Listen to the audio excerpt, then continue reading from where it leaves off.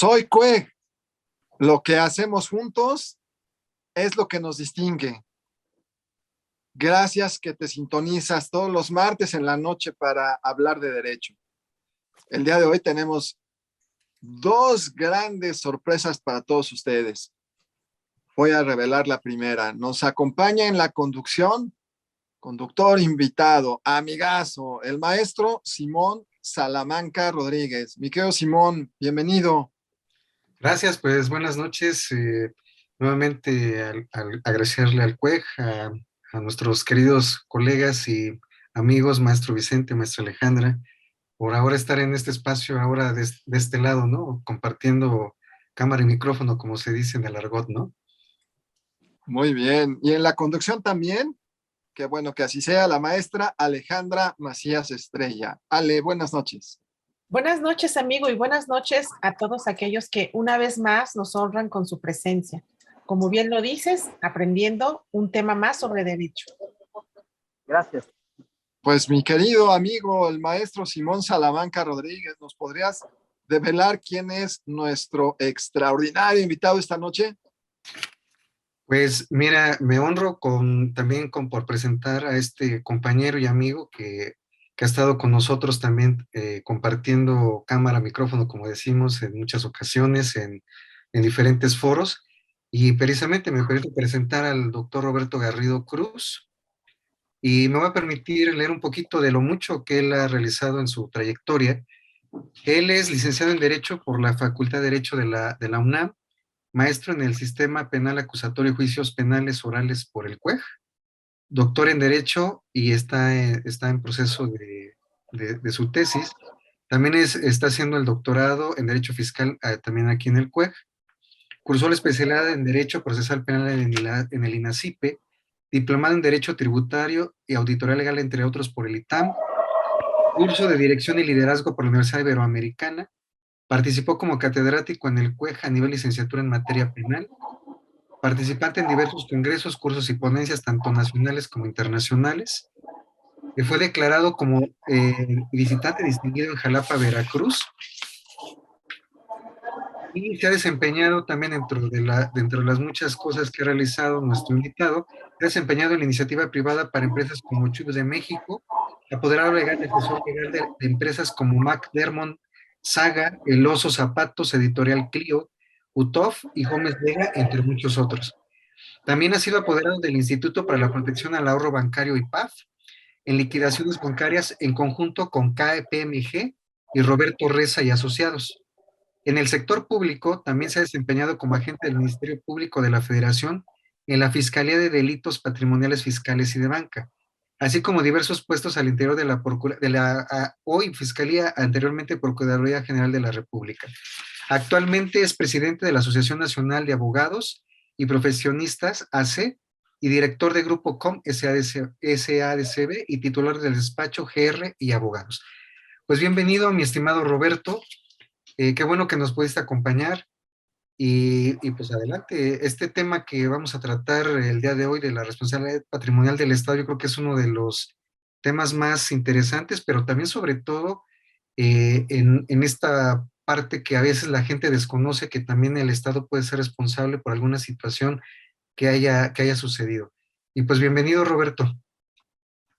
Bueno, Simón, pues muchas gracias. No sé si me escuchen bien ahí, Vicente, la doctora Estrella también. Les agradezco mucho esta oportunidad y les ruego que me disculpen si hay un poco de ruido. Me encuentro ahorita en el aeropuerto, pues haciendo alguna cosa que ya se imaginarán, pero espero que se me escuche bien. Y pues yo dándole las gracias, como siempre, al juez, como mi segunda casa después de la universidad. Estoy muy agradecido con el doctor Ravindrana, que nos ha dado esta oportunidad y que nos hace crecer como personas y como profesionistas, además de que su amistad siempre ha sido muy generosa.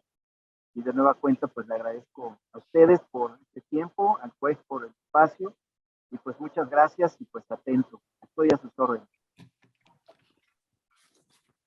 Pues mi estimado Roberto, pues para entrar ya en materia sobre el tema, ¿nos puedes hablar un poquito sobre el concepto?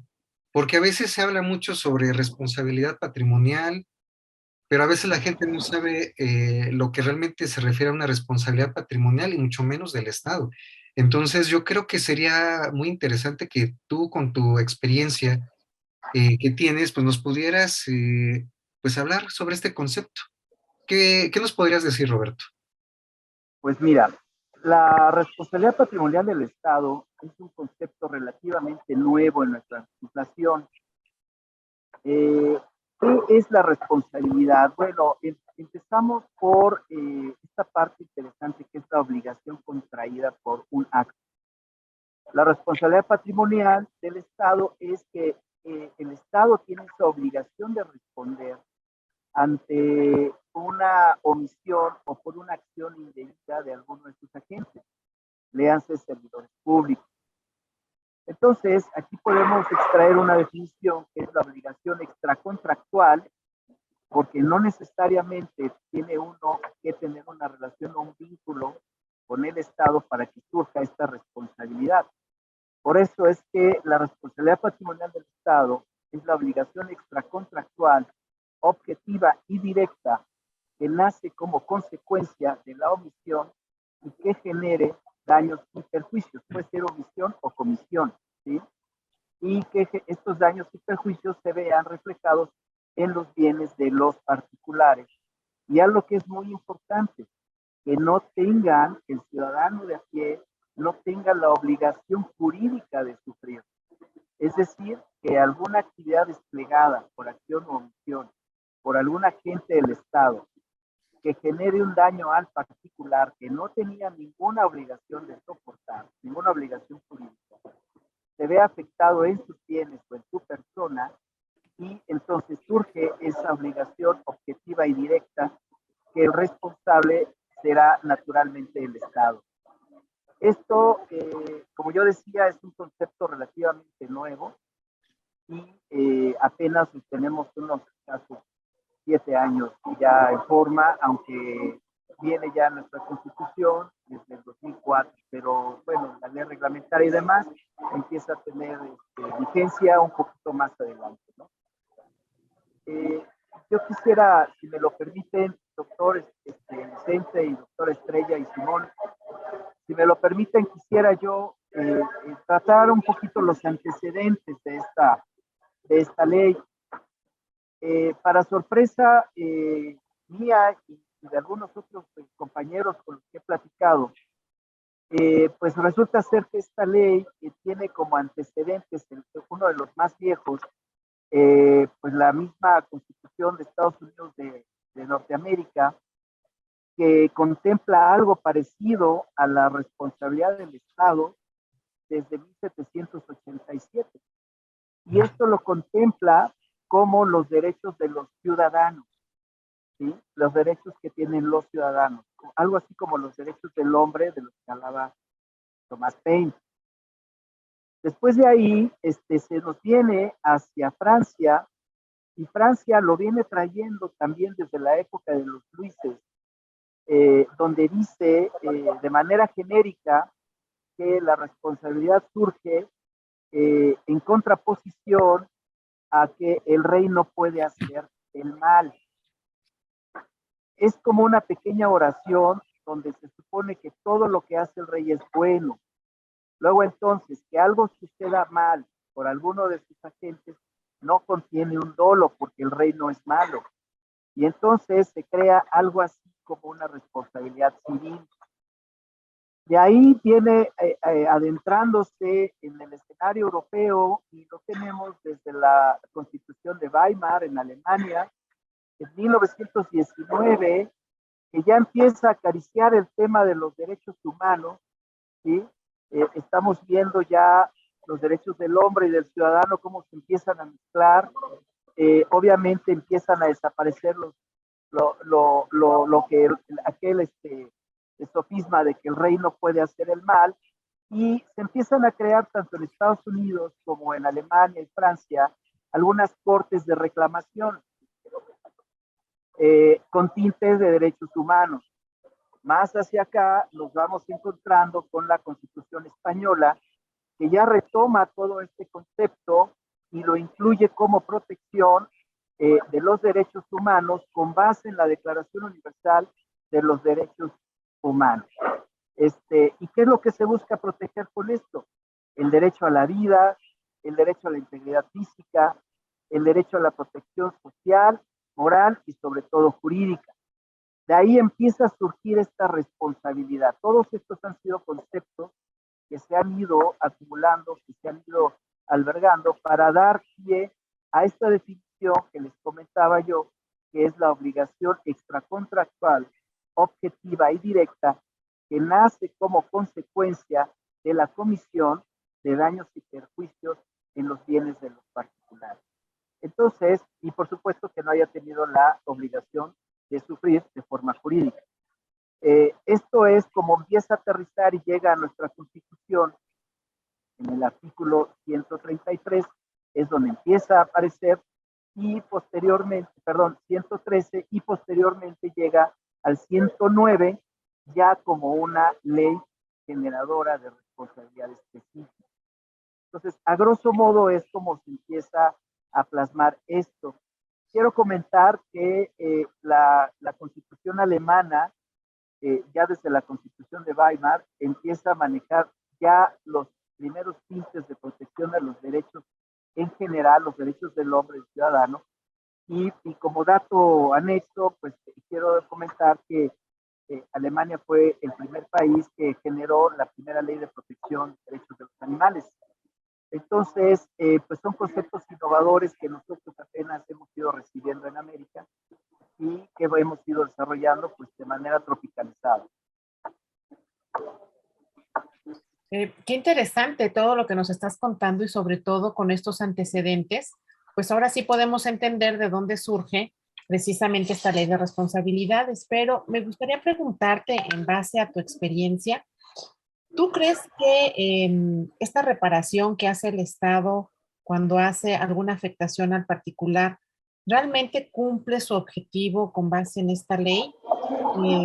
¿Realmente se aplica la reparación de este daño? Bueno, la intención del legislador es esto, que de alguna manera el ciudadano tenga la indemnización que le corresponde. La reparación del daño material se puede dar como parte de esa indemnización.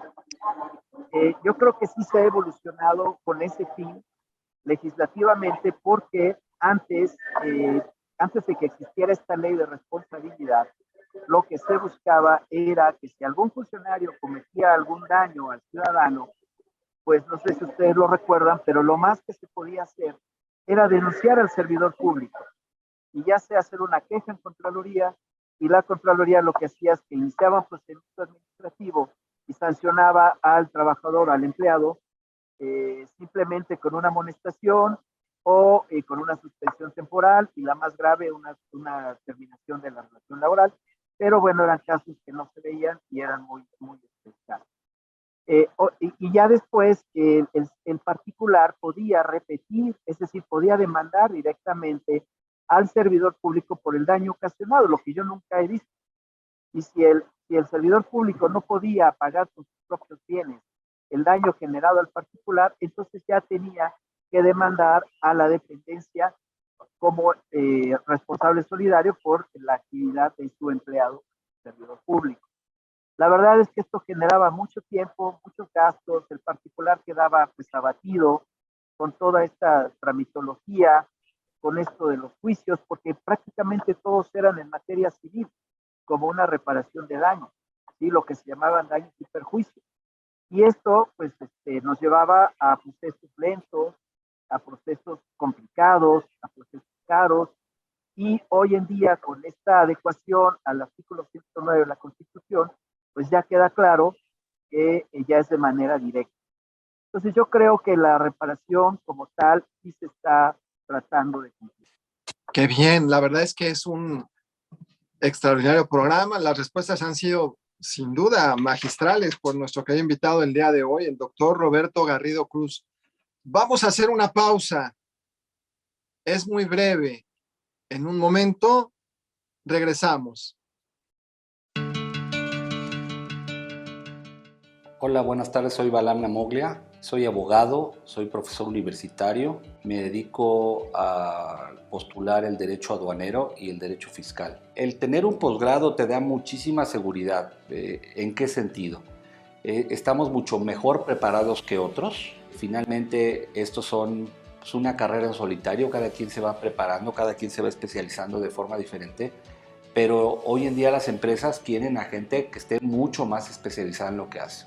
Lo que da un estudio superior, sobre todo tan especializados como lo que da el CUEG, es que perfectamente vas a estar preparado para llevar asuntos de carácter aduanero, ya sea en medio contencioso, en la cuestión de tramitación, clasificación arancelaria. Entonces, sí creo que esos conocimientos que te arroja los estudios de posgrado son muy importantes. En México hay muchas oportunidades para poder estudiar, sin embargo, algunas escuelas tienen a mucho mejores profesionistas, a mucho mejores capacitadores, y particularmente el CUEG tiene como peculiaridad que ha sabido encontrar, ha sabido buscar a aquellas personas que son muy especialistas en lo que hacen. Pues me encontré con profesores de altísimo nivel, gran parte de ellos con libros de texto. Entonces yo vi indispensable estudiar en el CUEG debido a que los profesores que estaban impartiendo eran gente muy notable. Soy Balam Namoglia Riquelme, muy contento de ser egresado del CUEG, por lo tanto yo soy CUEG.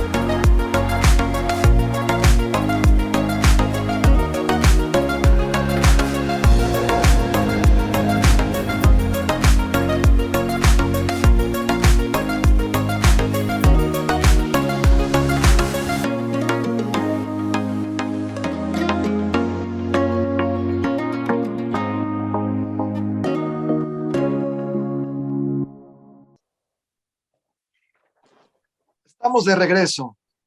Gracias si te sumas a la transmisión en este momento. Te informamos que estamos platicando con un extraordinario invitado, el doctor Roberto Garrido Cruz, quien propone esta noche al foro la responsabilidad patrimonial del Estado. Mi querido amigo Simón, qué extraordinario invitado, y vaya que sí sabe, ¿no es así? No, sí, por supuesto, realmente en esa experiencia de lo que habíamos comentado anteriormente en su semblanza curricular, con esa experiencia también que ha tenido como hasta como Ministerio Público, pues obviamente que nos puede hablar en este sentido de esta temática de una manera más amplia. Y pues también me gustaría preguntarte, mi estimado Roberto, ¿qué diferencia hay entre reparación del daño y responsabilidad patrimonial? Porque luego a veces como tú lo comentabas en la parte civil, a veces la gente confunde sobre esa parte de que se está buscando la reparación del daño o se van mucho al concepto también por la parte penal, ¿no? Que hay una reparación del daño por el delito que en tal momento se haya podido determinar. Entonces yo creo que sería interesante que nos pudieras tú aclarar esta parte que sería muy importante para el foro, para que la gente pueda distinguir entre reparación y responsabilidad. Muy atinada la pregunta, mi querido Simón. Fíjate que eh, insisto que es una evolución legislativa.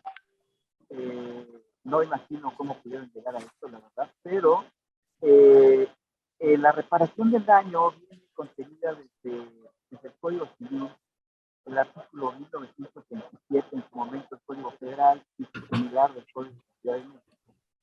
Hablaba de la reparación del daño y también se empezaba a manejar lo que era el tema de la reparación del daño moral.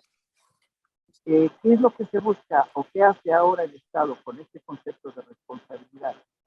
Trata de cubrir no solamente eso, el daño material o el daño moral, sino trata de cubrir todos aquellos daños psicológicos que antes no eran tan contemplados, que no eran tan vistos, ¿no? ¿Por qué razón? Porque ahora los daños psicológicos, los daños espirituales que pueden contemplarse en esta nueva ley, tienen un significado económico, se puede tasar, y esto ya refleja una mayor motivación para hacer las reclamaciones correspondientes. Porque antes, si lo recuerdas, en materia penal pues, se daba la reparación del daño, solo material, aquellos días que dejabas de trabajar, aquellas enfermedades que hubiera o eran generado, pues se iban a la ley del trabajo como una pequeña indemnización o una indemnización por muerte, según.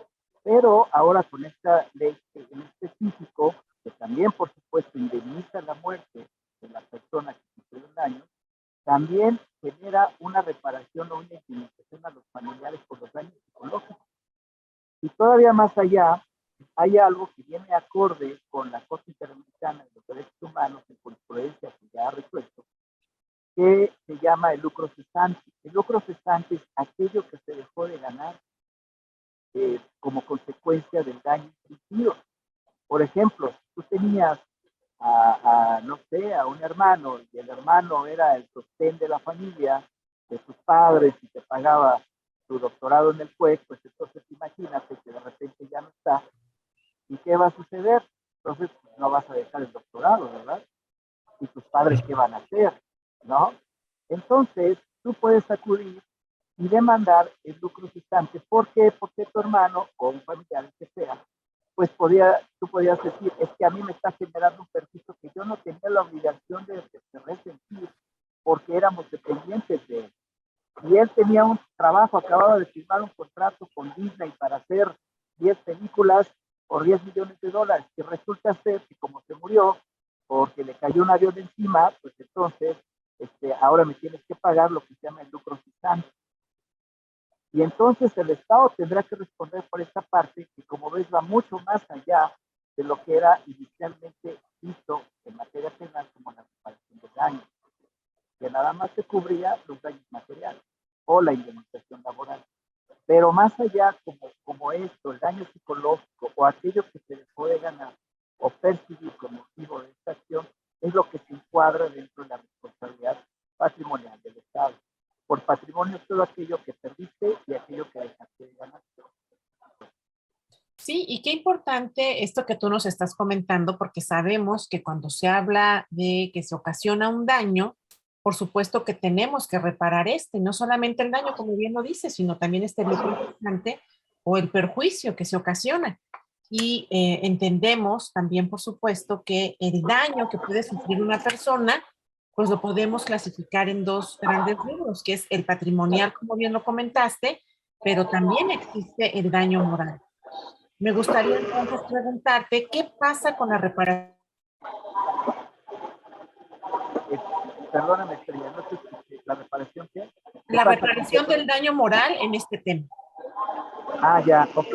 Bueno, esto viene encuadrado, como yo decía, se ve incluso hasta el daño espiritual.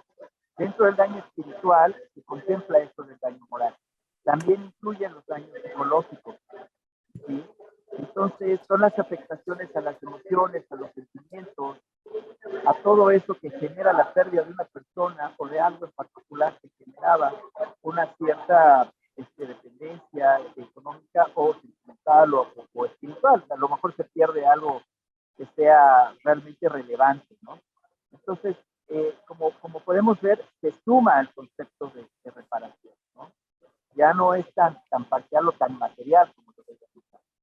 Y esto es importante porque esto viene de la Corte Interamericana de los Derechos Humanos, donde la misma Corte empieza a definir y empieza a aclarar que debe entenderse por este tipo de situaciones como reparación del daño moral.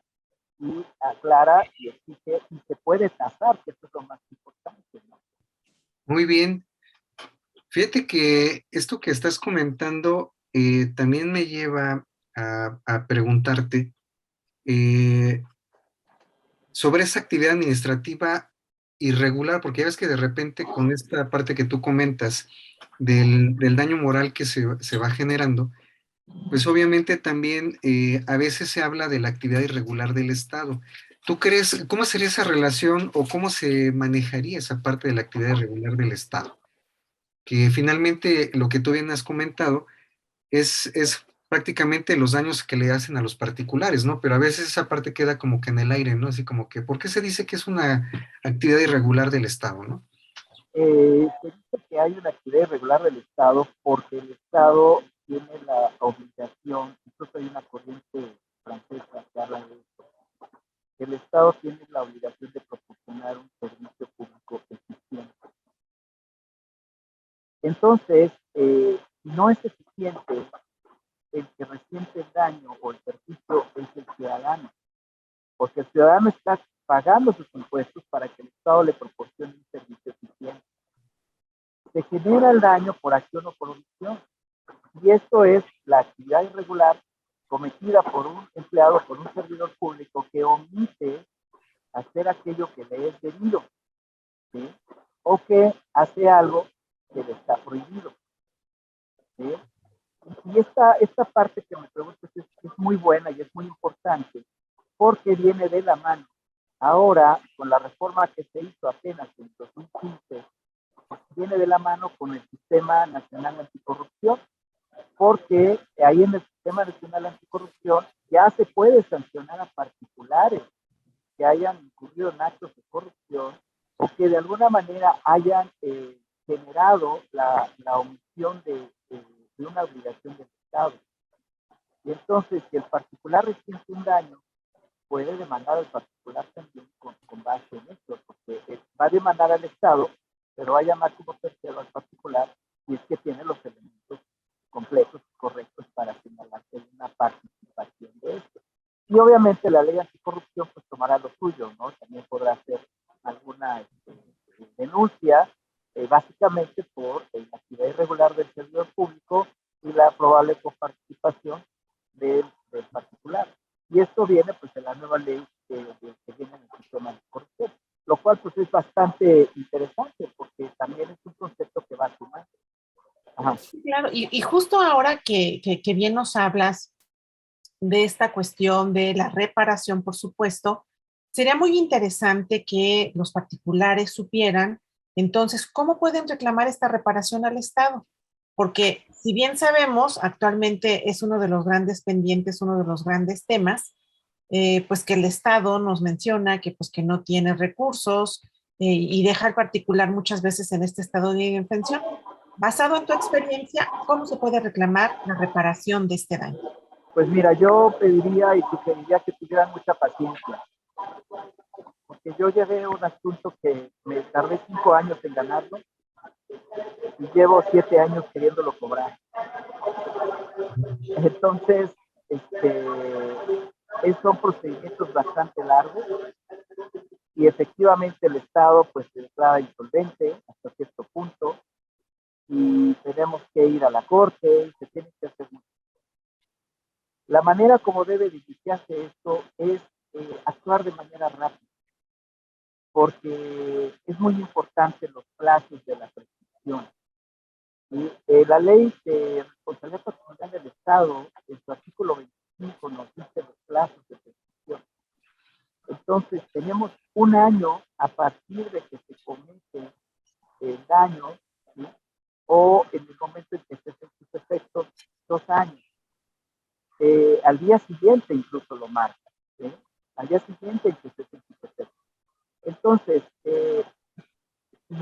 no lo logramos, si no se logra hacer esta demanda, que ahorita me voy a ir un poquito más atrás, pero si no se hace en tiempo, evidentemente, como ya lo he visto en algunas otras situaciones, lo primero que interpone o invoca la autoridad pues es la prescripción.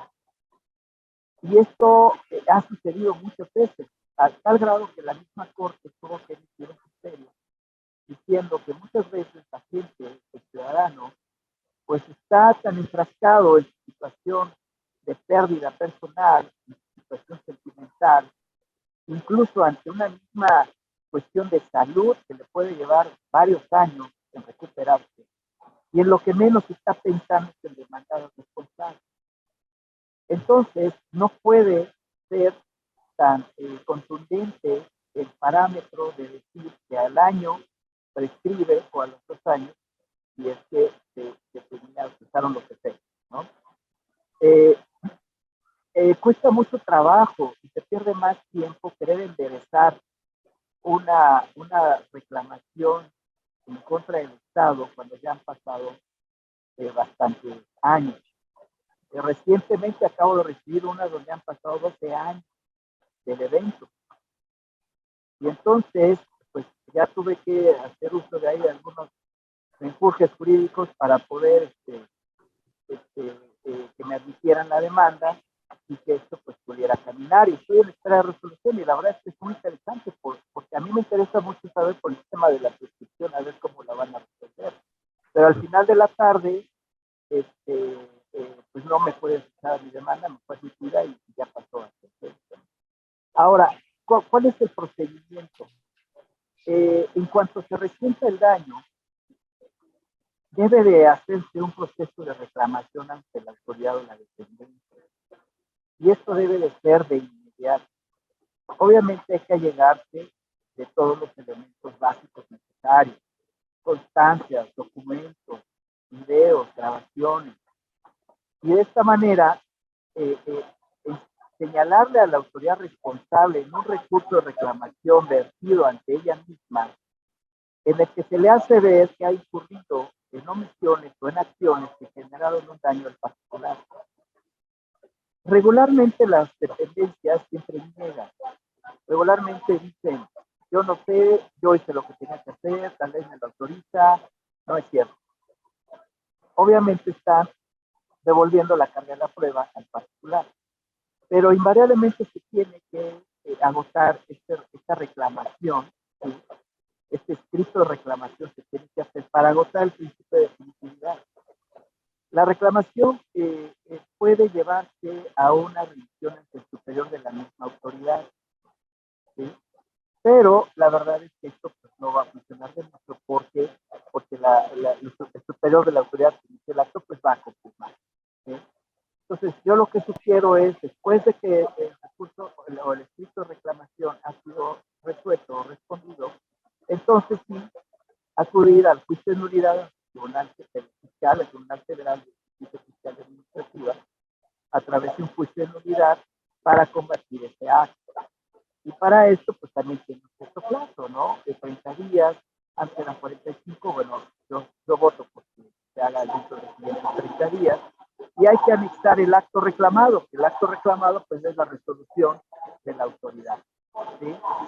Que en este caso será el acto impugnado. Asimismo, se tiene que cumplir con ciertos requisitos, como lo es el nexo causal, acreditar el nexo causal.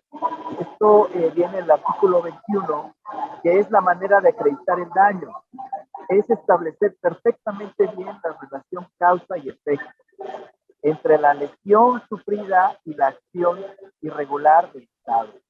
Esto es una parte muy interesante que nos recuerda el nexo causal penal, donde tenemos que acreditar la hipótesis normativa con el resultado.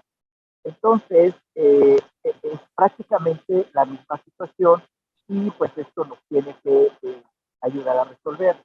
Ahora, hay ciertas causas excluyentes de responsabilidad. Por ejemplo, el caso fortuito, la fuerza mayor. Yo, por ejemplo, puedo reclamar algo y a lo mejor el daño fue generado por una situación de clima, un huracán o algo así.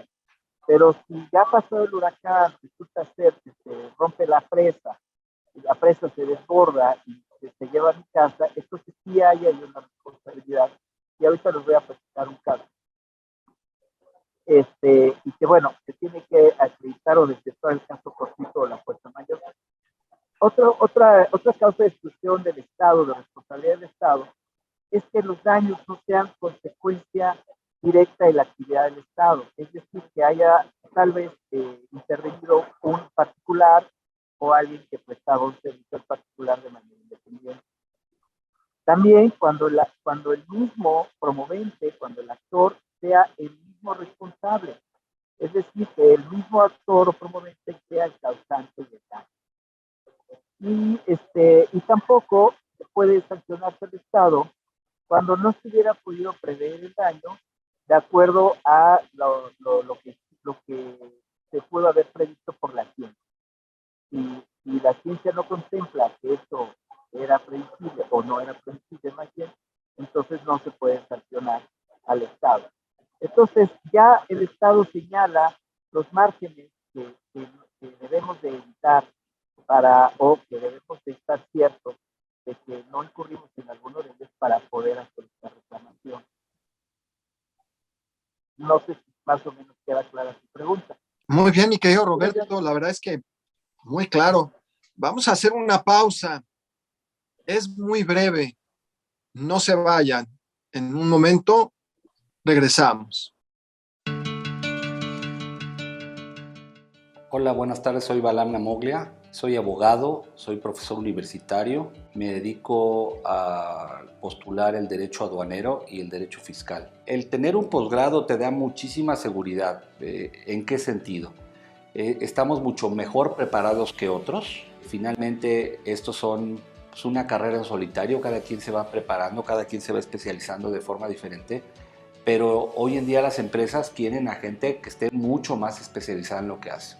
Lo que da un estudio superior, sobre todo tan especializados como lo que da el CUEG, es que perfectamente vas a estar preparado para llevar asuntos de carácter aduanero, ya sea en el medio contencioso, en la cuestión de tramitación, clasificación arancelaria. Entonces, sí creo que esos conocimientos que te arroja los estudios de posgrado son muy importantes. En México hay muchas oportunidades para poder estudiar, sin embargo, algunas escuelas tienen a mucho mejores profesionistas, a mucho mejores capacitadores, y particularmente el CUEG tiene como peculiaridad que ha sabido encontrar, ha sabido buscar a aquellas personas que son muy especialistas en lo que hacen. Pues me encontré con profesores de altísimo nivel, gran parte de ellos con libros de texto. Entonces yo vi indispensable estudiar en el CUEG debido a que los profesores que estaban impartiendo eran gente muy notable.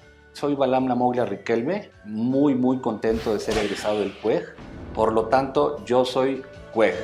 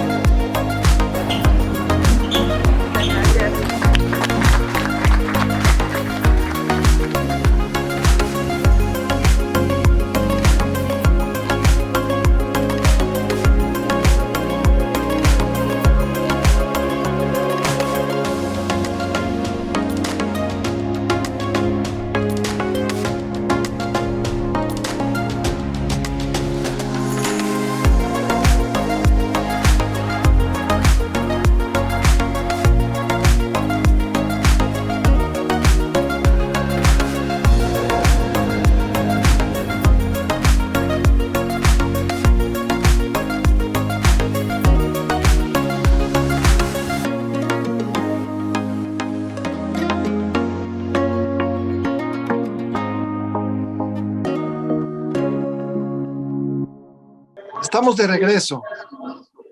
Gracias si te sumas a la transmisión en este momento.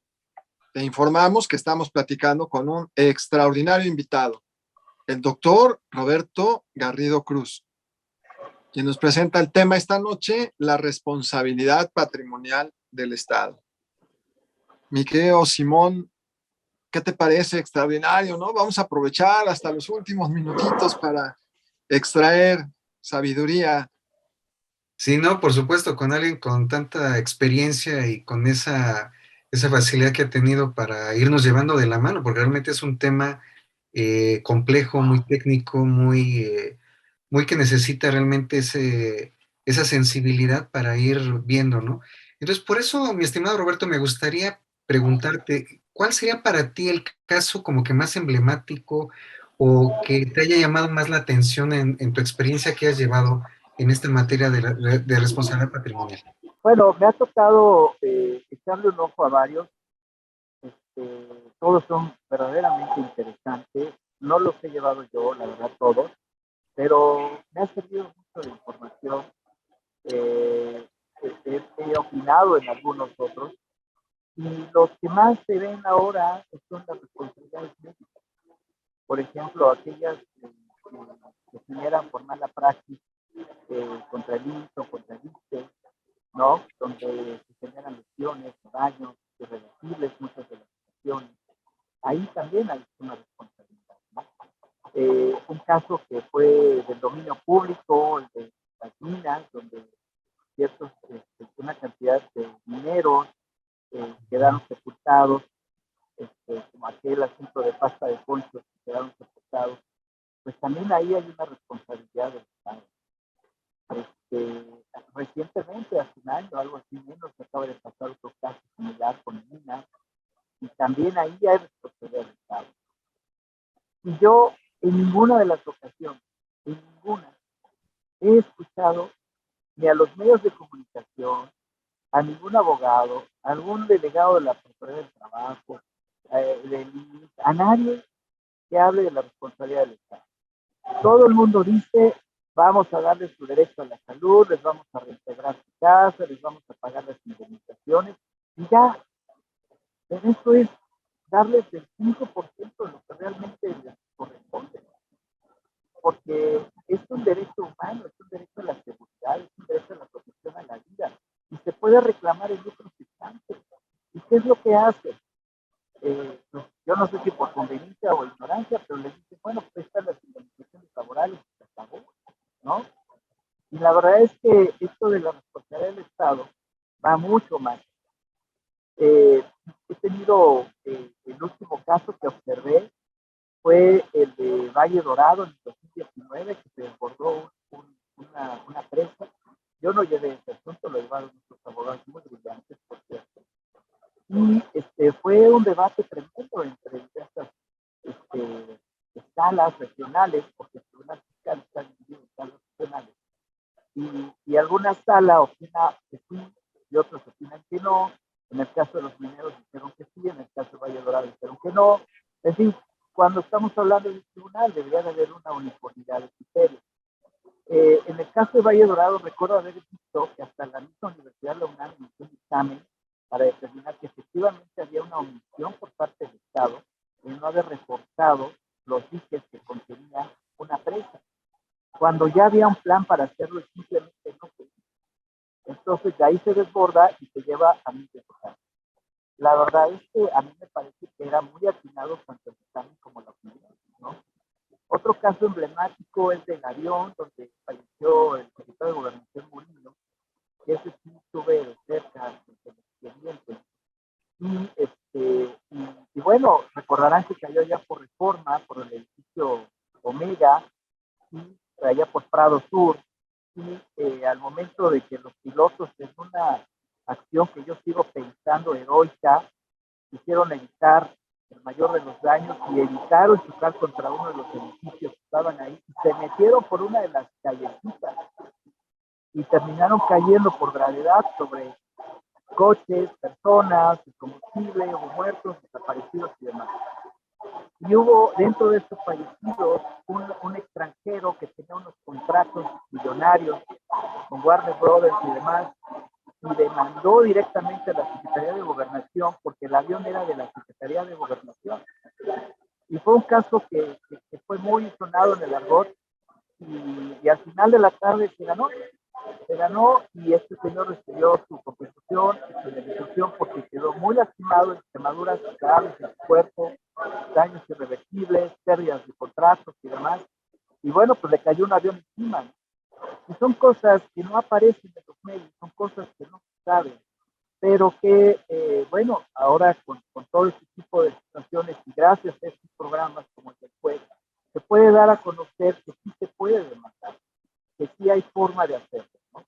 Ahora sí que ya si te cae un avión y te daña tu casa, o si está ahí una pipa de Pemex, como acaba de chocar con un tren y desaparecieron 150 casas, pues allí también puede haber una responsabilidad, porque es por conducto de sus agentes. Cuando pasó apenas esto de lo de la pipa hace unos días, lo primero que escuché fue que Pemex se deslindó diciendo que era de un independiente, un transportista independiente. Pues aunque se deslinde, yo creo que si fue contratado para eso, también se responsabilidad.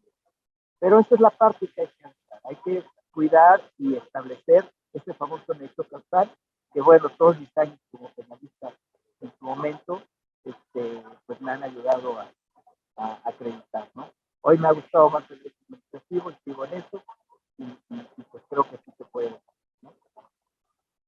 Así las cosas. Extraordinario invitado, muchas gracias, Roberto. Pues Simón, no sé si quisieras decir, antes de pasarle la palabra a Roberto, no sé si quisieras decir algunas palabras para despedir la transmisión. Sí, pues agradecerle al CUEC nuevamente aquí por el espacio, agradecerte, mi estimado Roberto, fue ahora sí que por tu tiempo, por tu disposición y obviamente por esa gran sapiencia que nos acabas de dar sobre esta parte de la responsabilidad patrimonial del Estado. Esperemos que no sea la última vez que estés aquí para seguirnos compartiendo más temas y pues seguir abundando sobre toda esta parte, ¿no? Que yo creo que se vuelve fundamental. Y yo creo que el foro pues ya está abierto y pues ojalá sea una de tantas, o sea, una de muchas, como decimos, donde podamos discutir más temas. Y muchas gracias. Mi querida amiga Alejandra Macías Estrella, Ale, unas palabras para despedir la transmisión. Sí, claro, agradecer a todos aquellos que una vez más nos honran con su presencia. ¿Qué decir de nuestro invitado, que fue compañero de mi generación, gran amigo y gran emoción que me da volverlo a saludar por medio de este medio? Al CUEG, que nos da la oportunidad de hablar de estos temas tan importantes y entendemos, por supuesto, cómo se van conjugando las diferentes materias en las cuestiones prácticas. Tenemos la materia de bienes y derechos reales al hablar de estos patrimonios del Estado, la de obligaciones, ni qué decir de la parte procesal o administrativa, para que así todos aquellos que son estudiantes y nos escuchen, pues puedan tener esta idea global de lo que engloba el derecho y no entender solamente que al estudiar las materias aisladas, así es como las vamos a ventilar en la vida práctica. Todas estas van de la mano y van conjugadas. Agradecer mucho, por supuesto, también a Miguel, como siempre, en los controles técnicos. Nos vemos la próxima semana. Hablaremos en otro martes de Derecho de un tema muy interesante. Gracias. Y al doctor Roberto Garrido Cruz, quien esta noche trajo al foro la responsabilidad patrimonial del Estado. Gracias por venir, Roberto. ¿Quisieras decir unas palabras para despedir la transmisión? Bueno, pues muchas gracias a ustedes, gracias al juez. La verdad es que qué bueno que se hagan este tipo de foros. Nosotros dispuestos a seguir colaborando. Como dijo la doctora Estrella, efectivamente es una manera de interrelacionar las diferentes materias y no verlas solo de forma aislada. La verdad yo siempre he dicho, y siempre que digo esto se enojan los penalistas, que yo les he dicho que la persona que no conoce derecho civil nunca será un buen abogado penalista. Y la verdad es que el derecho civil nos arroja para todas las materias, amparo, laboral, administrativo, penal. Entonces, creo que es una buena oportunidad estos foros, es una buena oportunidad de poder difundir la cultura, y pues muy agradecido y estoy a sus órdenes, y por lo que respecta al tema, pues es Juan. Gracias. Soy CUEG. Lo que hacemos juntos es lo que nos distingue. Buenas noches.